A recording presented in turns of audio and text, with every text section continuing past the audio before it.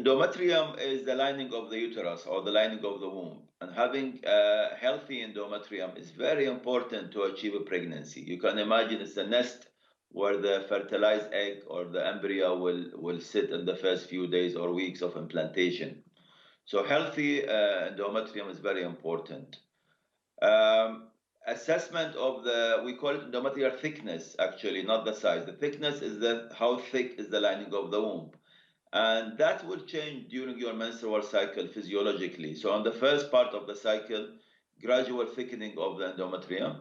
And then in the second part after ovulation, you have more thickening. If you do ultrasound scan, you will see thickening of the endometrium around 14 or 15 millimeter.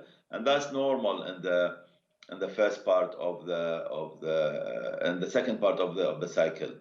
So in general, for normal conception, it's not important really to check the endometrium. However, if we treat our patients with ovulation induction, I would like to have a nice thickened endometrium in the second part of the cycle to give me reassurance that this embryo will have a nice implantation place to sit in.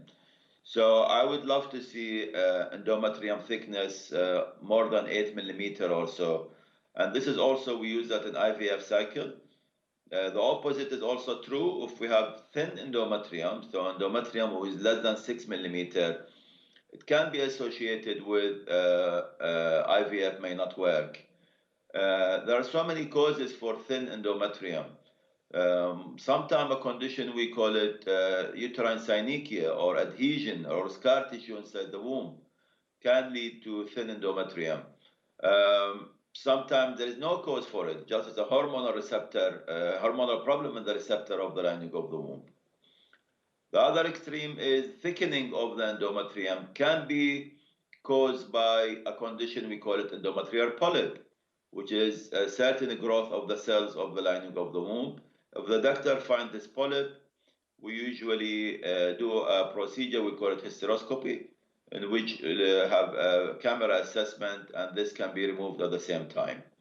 So yes, endometrium thickness is essential, and having healthy endometrium with a normal thickness would be associated with good pregnancy outcome.